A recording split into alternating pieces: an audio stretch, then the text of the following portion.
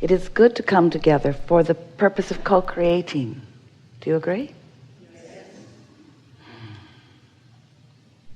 You are knowing what you are wanting. It's nice to be in a focused moment, isn't it? Where your intention is stronger, where you've made plans and followed through with them and are focused with others with intention. There's power in that. There's power in your deciding. There's power in you knowing what you're wanting. But you can't come to that knowledge quickly. It takes some exposure to life to come to decisions about what you want. And what you want matters. It is of primary importance. It's why you're here. It's why you decided to come into this physical body and to focus here into this time and space, in these beautiful bodies, in this important time where there is so much balance. And by that we mean variety. And by that we mean contrast. Because out of the variety, out of the contrast, even the part of the contrast that you don't want to be there, there is the potential, the likelihood, the strong likelihood of you coming to your personal conclusions about what you prefer. And sometimes you don't seem to know how important it is that you get to decide what you want. Because you live in a society that seems, although it is not an entity that thinks with one mind, but you often believe that you are supposed to think like everyone else in order for there to be harmony. And you often also think that others should think like you in order for there to be harmony. Because it feels like sometimes to you that when there is sameness, there is harmony. And we want you to understand that there can be difference and diversity and still be harmony. We want you to understand that the powerful law of attraction, the law that manages everything universally, the law that brings those vibrations that are same together. Law of attraction is providing the harmony, and the diversity provides the basis for it. So wouldn't you rather live some life and come to some of your own personal decisions about things rather than just taking those around you's words for it? Didn't you find yourself early on knowing that you were misunderstood? Didn't those around you often mistake your intentions? And so we want you to understand that while those around you, who are often those humans, dear hearts that they are often wanting you to agree with them, Jerry would say to Esther, and Esther would say, wait, I really want to know what you think. And Jerry would say, I don't really think you want to know what I think.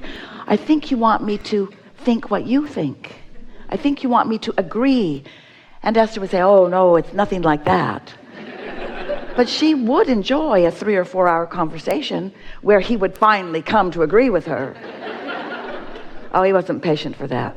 Nothing like that ever happened. Because he understood, and we want you to understand, the value of your perspective in comparison with the perspective of others. Your goal in life is not to conform. Your goal in life is to create. And the only reason that anyone ever believes that they should or must conform is because you think that your power is in conformity. You think your power is in grouping up. You think your power is in coming together with others. And that is not the case at all. Your power is simply in your alignment to your source, to the energy that creates worlds. When you get tuned in, tapped in, turned on, when you are in alignment with who you are, clarity is your experience. And flow and ease is your experience. And so we're just saying, don't let those around you cause you to fragment your own clarity and knowing by acquiescing to agreeing with what they think just because they think it. They're not the boss of you. They want to be, but they are not. Now, we've spoken to all of your children just now. We're talking to all of you.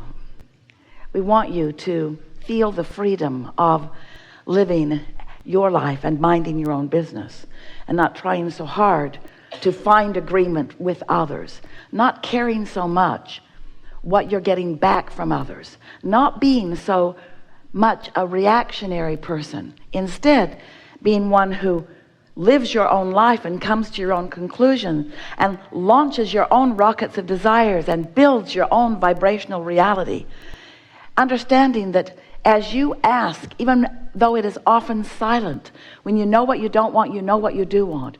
You've been putting forth these rockets of desire, these clear rockets of desire, since your first breath here in this physical experience. And much was already in your vortex of intentionality before you even entered this physical body as consciousness. And so you are a powerful creator, and you have resources that are lined up for you.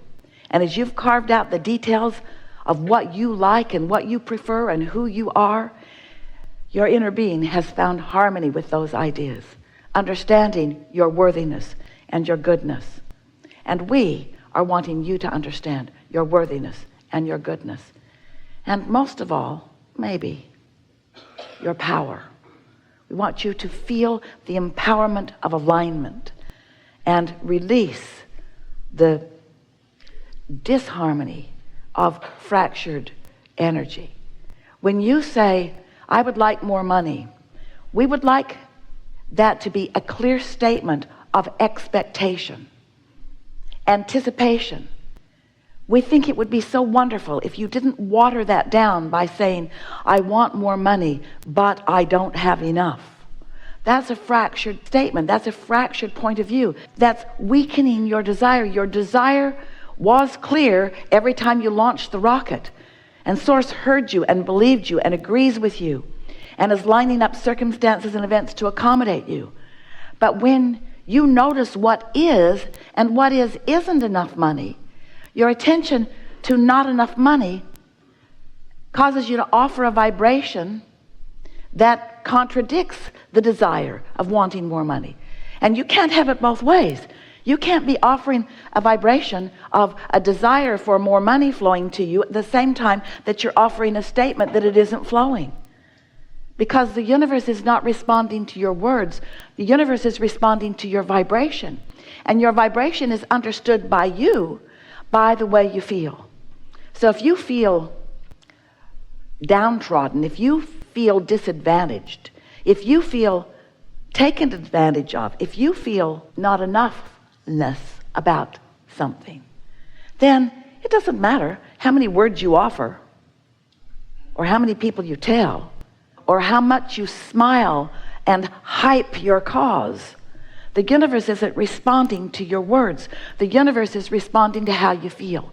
So you've got to shift how you feel. If you don't have enough money, you've got to look for prosperity where it is in your experience. The prosperity of the sun coming up, and the prosperity of the way you move freely in this nation. The prosperity of being so free that you can choose bondage. The prosperity of having that comfortable bed that you sleep in, and that warm blanket that you pull up over you. You have to look for evidence of the prosperity that you wish to increase. You cannot look at the absence of something and increase what you want. Instead, you increase the absence of it. Doesn't that make perfect sense? The law of attraction is the law of inclusion. There's no exclusion in law of attraction. So when you look at something and you say, no, I do not want that, what you're actually saying to the universe vibrationally is, bring to me more of this that I do not want. So yes, yes, yes, yes, I want that. That's a really wonderful word. Yes, because yes is saying, come to me this thing I want. But when you say no, that's like saying, come to me this thing I don't want. So you want to begin to pay attention to what you're saying yes to, and say it more often, and what you're saying no to, and say it less often, because you get what you think about, whether you want it or not. So, as we began talking to you some years ago, we wanted you to understand how it works. And so we, for a while, called this body of work the science, because it's ever-changing and evolving, of deliberate, because focus is such a good thing. And that's the sweet spot of being here, to get to deliberately choose and decide. The science of deliberate creation. We thought it was the best title ever for what we are all about, which is thinking on purpose, feeling on purpose, attracting on purpose, creating on purpose. But you, dear hearts that you are, got all serious about it.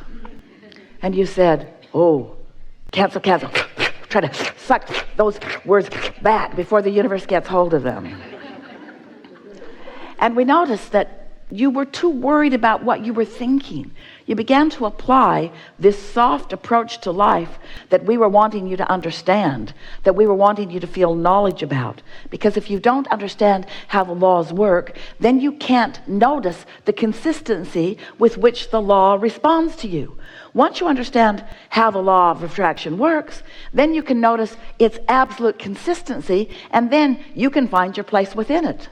Once you understand that you were source energy before you came into this physical body, and that source energy part of you is still alive and well and active and dominant, then you can understand that you in every moment have a source energy perspective and a human physical personality perspective, and that those two perspectives are playing off of one another. In other words, you are having vibrational relationships with who you really are and what you really want and what you really know and what you're thinking and speaking and knowing in this moment.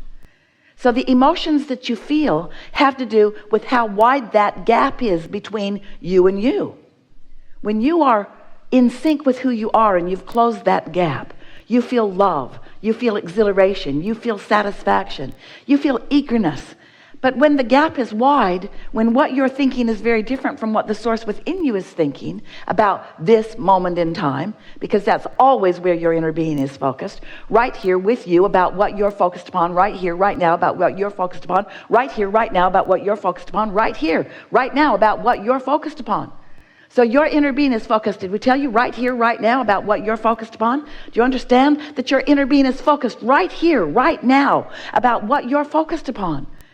And your opinion about what you're focused upon matters in relationship to how you feel. If you're mad at yourself, since your inner being never is, that's what that feeling of guilt feels like, or self-blame. If you're hating someone, and they darn well deserve it too, don't they? That's what Esther says, Abraham, you just need more information. You need more information.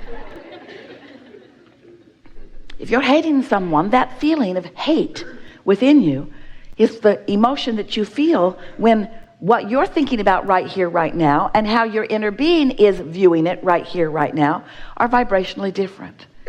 So once you realize how long you have lived, how many lives you have lived, how much you've come to, how expanded and evolved you are, and how important this life has been in adding to who your inner being is, the total expansion of who you are, then you come to understand quite easily with a little bit of practice that caring about how you feel means caring about this gap, caring about how you feel and doing something about it gradually. You can't do it all at once any more than you could just jump over a house.